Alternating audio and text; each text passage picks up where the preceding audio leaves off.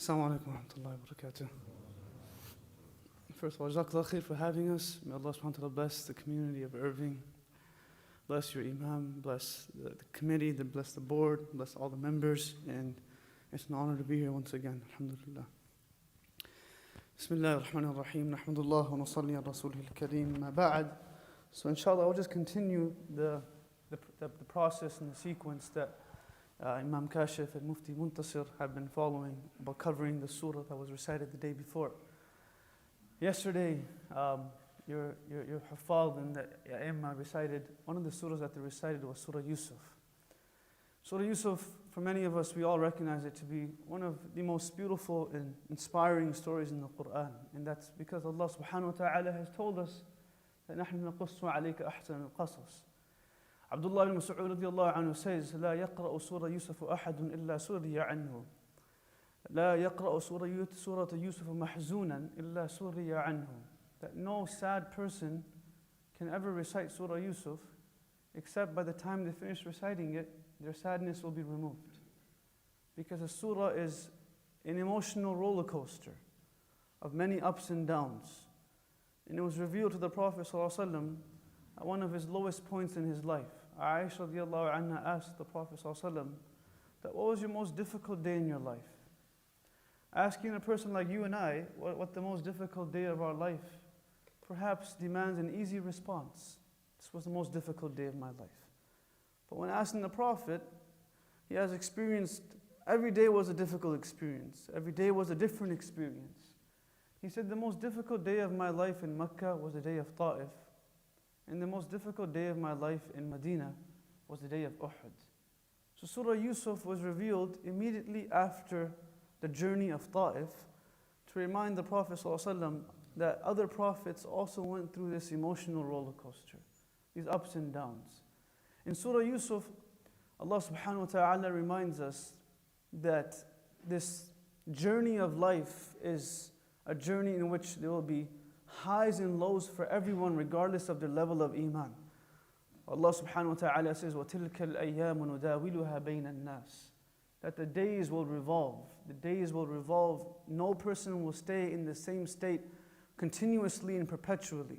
The only person that remains at the highest state is Allah subhanahu wa ta'ala. And the rest of us, سُنَّةُ اللَّهِ إِذَا رَفَعَ شَيْئًا وَضَعَهُ وَإِذَا وَضَعَ شَيْئًا رَفَعَهُ. The Prophet says the sunnah of Allah subhanahu wa ta'ala is when He raises something, He will bring it back down. And when He brings something down, He will bring it back up. So in Surah Yusuf, we can summarize the stories within this surah into 8 specific stories, where there are 4 highs and there are 4 lows, 4 difficulties and 4 moments of comfort and 4 moments of ease. In the beginning, Allah subhanahu wa ta'ala speaks about the 4 difficulties. The first difficulty, the first challenge, the first bala, the first fitna for Yusuf alayhi salam was the challenge of being thrown into the well. This was the first difficulty. Right? Allah subhanahu wa ta'ala tells us, وَلَنَبْلُوَنَّكُمْ بِشَيْءٍ مِّنَ الْخَوْفِ وَالْجُوعِ وَنَقْصٍ مِّنَ الْأَمْوَالِ وَالْأَنفُسِ وَالثَّمَرَاتِ. That every single one of us will be tested through different means. Some will be tested through the loss of life. Others will be tested to the loss of wealth. Others will be tested to the loss of family members. Every single person is tested in some way. Someone asked Ibn Qayyim rahimahullah that if you were to define the life of this world into one word, what would that word be? And he said that one word would be bala. It's a life of difficulties. It's a life of challenges. And then he says that the default state of life is challenges. And the anomaly is to be in comfort. The default state is to be challenged. Nonetheless, the first challenge is him being thrown in the well. The second challenge is when he is removed from the well, finally he finds that, okay, now I'll be relaxed and I'm away from my brothers that are trying to kill me. He is sold as a slave. The child of prophets is sold as a slave. Now he's living as a slave in a house of a master that respects him. A little while later, the next challenge comes. And the next challenge is that due to the plotting of the people of the city, he is thrown into prison. Right? And as he's thrown into prison, he remains there for multiple years. And finally, when his friend leaves prison, he says to him, please remind the king that I'm an innocent person, so get me out of here. And the friend says, I got you, I'll take care of you. And when his friend leaves, he completely forgets about Yusuf alayhi salam, thus bringing the fourth challenge.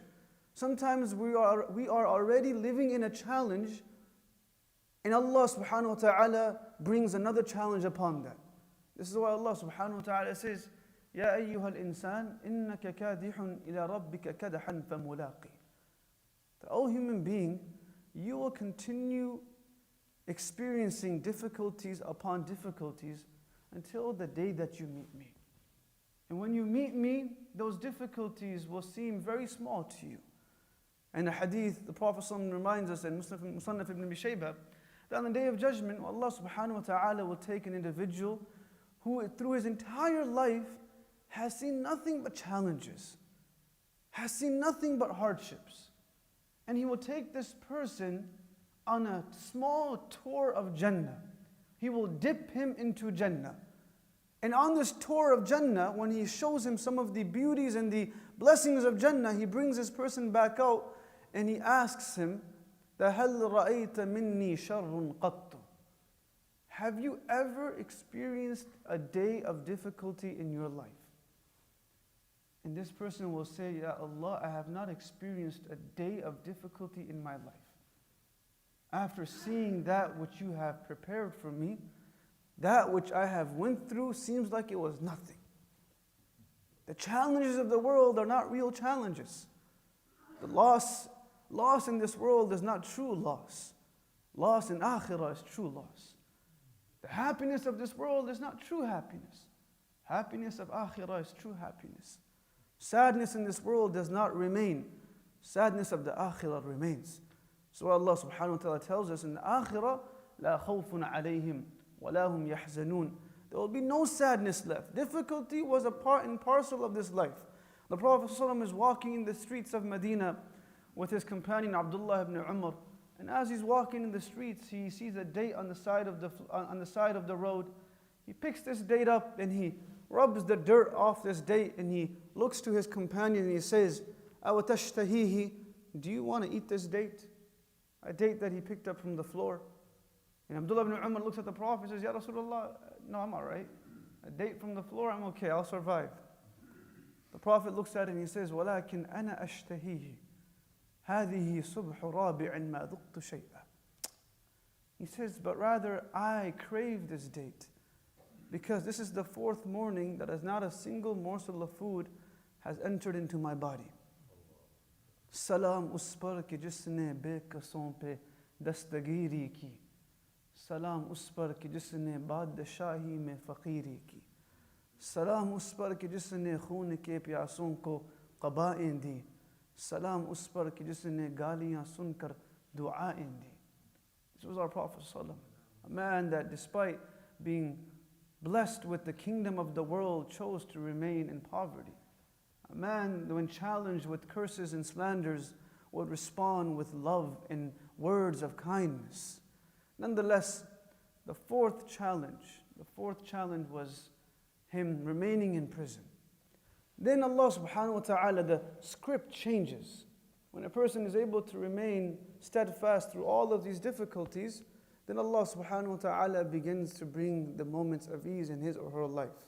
Then the script changes and Allah says the first ease and the first victory for Yusuf alayhi salam was the victory of being removed from prison. He is taken out of prison and now he is freed. The second victory was that he was made the king. He was made a slave and now Allah is making him a king and a treasurer of the entire kingdom. The third victory of Yusuf alayhi salam was that he was reunited with his brother Binyamin. Everyone speaks about the challenge and the difficulty of the separation between the father and the son, Yaqub and Yusuf. Very few people discuss the challenge of the separation of the two brothers, who were just a few years apart. Some say only 11 months apart. The challenge of a brother being removed from a brother's life, despite being so close to each other. So Allah brings them back together. And the fourth victory, which was the greatest victory, was Allah subhanahu wa ta'ala reunited the entire family with Yusuf alayhi salam. Ibn Qayyim rahimahullah says, this entire story of Yusuf alayhi salam, just a few moments that we had, so I just touched based upon all the stories. He says, can be summarized into two words in this story. 2 words in one verse. Where Allah subhanahu wa ta'ala says, إِنَّهُ مَن يَتَّقِ وَيَصْبِرْ فَإِنَّ اللَّهَ لَا يُضِيعُ أَجْرَ الْمُحْسِنِينَ. That an individual, these 2 qualities were the foundation of all the successes of Yusuf alayhi salam. The first one, Allah says, مَن يَتَّقِ. That individual who is able to stay conscious of Allah subhanahu wa ta'ala and continuously having the cognitive understanding that Allah is watching them at all times. One is able to have this level of taqwa. And number 2, وَيَصْبِرْ. He is able to remain patient despite whatever this life brings to them. This is why the Prophet ﷺ told us, Ibn Abbas, as a young child, he said to him, Ya Ibn Abbas, Ya Bunayya, احفظ الله يحفظك احفظ الله تجده تجاهك وإذا سألت فاسأل الله وإذا استعنت فاستعن بالله. Oh my son, take care of Allah's commandments, Allah will take care of you. Allah will take care of us. Take care of the needs of people, and Allah will take care of you. And when you ask, only ask Allah. And when you seek help, only seek help from Allah subhanahu wa ta'ala. مَن يَتَّقِ وَيَصْبِرْ.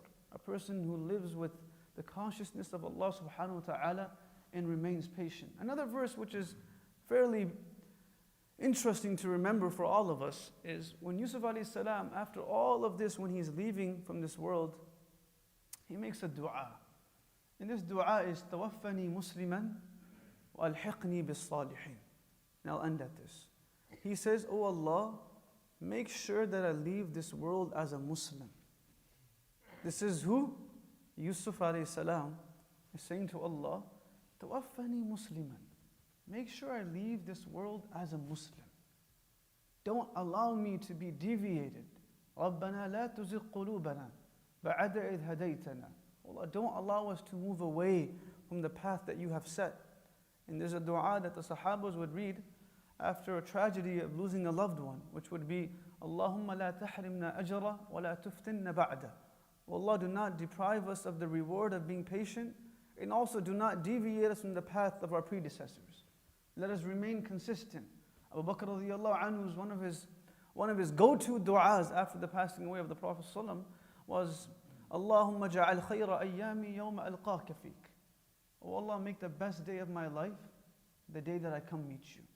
Make that the best day of my life, where I have the best deeds prepared for you. Don't take me in a day where I'm not prepared to meet you. The Prophet ﷺ says, إِنَّكُمْ تَمُوتُونَ كَمَا تَحْيُونَ. That we will leave this world in the manner that we live in this world. A person's death, the timing of his death is already decreed, and the how of his death is based upon how they live in this world. Tawaffani musliman. None of us are guaranteed that we will die with the kalima, except for 2 people. People that do 2 things. And if we do these 2 things, Allah subhanahu wa ta'ala will guarantee our death on iman. First thing is وَيَهْدِي إِلَيْهِ مَن يُنِيبُ, is that we keep doing tawbah to Allah. We keep turning back and seeking forgiveness.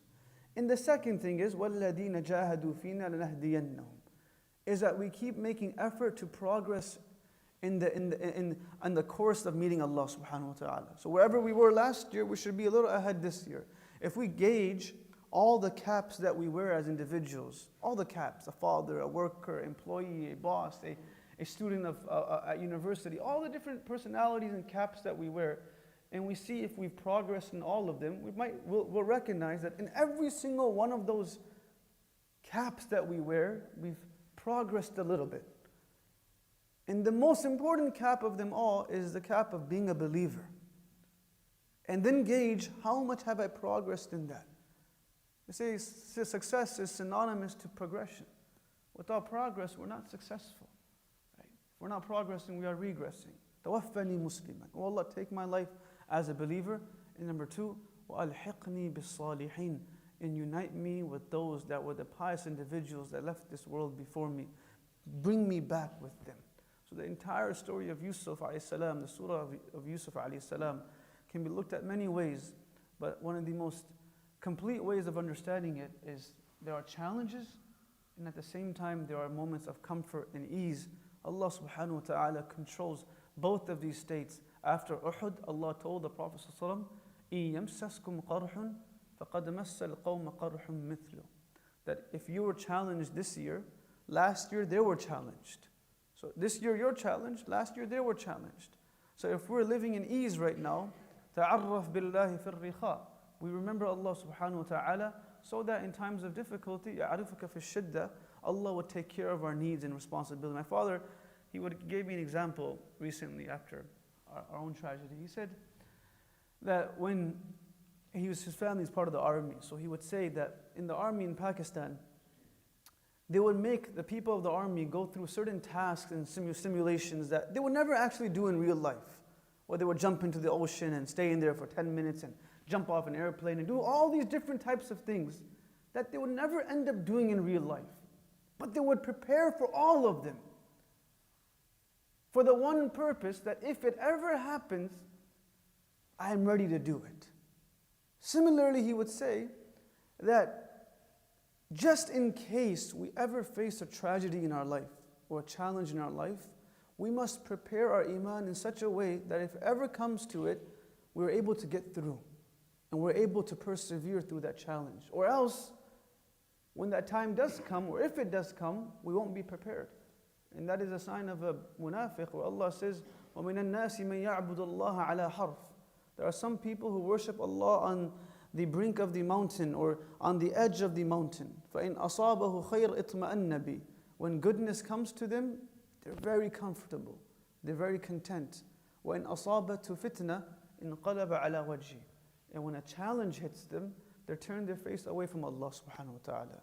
So may Allah subhanahu wa ta'ala make us amongst those that recognize that these challenges are a part and parcel of our life, and the only way through them, and the only way to persevere through them is to fortify our relationship with Allah subhanahu wa ta'ala. And the stronger the relationship is with Allah, the easier it would be to persevere through those challenges. Jazakallah khair wa akhu da'wa alhamdulillah rabbil alameen. Once again, Jazakallah khair for having us. Assalamu alaikum wa rahmatullahi wa barakatuh.